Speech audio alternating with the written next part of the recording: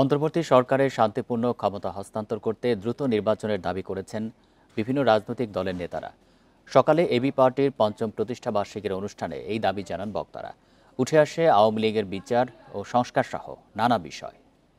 Bundle থাকলে প্রতি সেনমানিতে টাকা বাঁচবে। বিকাশ সেনমানি বান্ডেল কিনে জিতুন প্রতি লেনদেনে। পঞ্চম প্রতিষ্ঠাবার্ষিকী উপলক্ষে শুক্রবার সকালে রাজধানীর বিজয়নগরে র্যালি বের করে এবি পার্টি। এতে অংশ নেন দলের নেতাকর্মীরা। পরে জাতীয় প্রেস ক্লাবে আয়োজিত আলোচনা সভায় যোগ দেন বিভিন্ন রাজনৈতিক দলের নেতাকর্মীরা। এ সময় জাতীয় নির্বাচন, মানবিক করিডোর, আওয়ামী লীগের বিচার সহ নানা প্রসঙ্গে কথা বলেন তারা।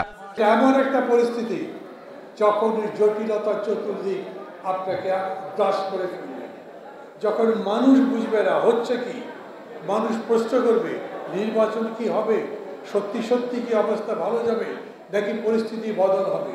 হঠাৎ করে নতুন করে এমন এমন স্লোগান উঠবে যা রাজনীতির সাথে যায় না। আমাদের মধ্যে অনেক দ্বিমত থাকবে একটা গণতান্ত্রিক সমাজে, সেটাই অত্যন্ত স্বাভাবিক। কিন্তু আমাদের মধ্যে যে জায়গায় ঐক্য আছে সেই ঐক্যকে সংহত রেখেই যাতে আমরা দ্বিমতের জায়গায় লড়াই করি।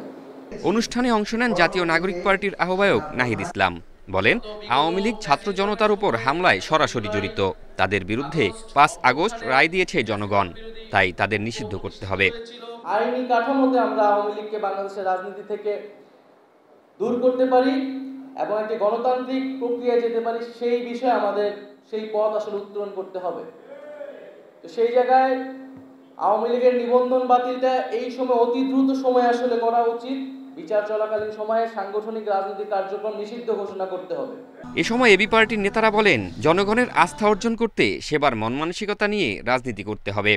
পার্টি যেটা করবার চেষ্টা করেছে যে বাংলাদেশে গত 5 বছর ধরে সেবা এবং সমস্যা সমাধানের রাজনীতিকে পপুলার করবার চেষ্টা করেছে। যে আমরা বলছি যে নতুন প্রজন্মের রাজনীতিটা আসলে কি হতে হবে, সেই সেকেন্ড জেনারেশন পলিটিক্সটা আসলে কি। আলোচনা সভায় বলা হয়, মৌলিক সংস্কার সম্পূর্ণ না হলে গণঅভ্যুত্থানের আকাঙ্ক্ষা পূরণ হবে না।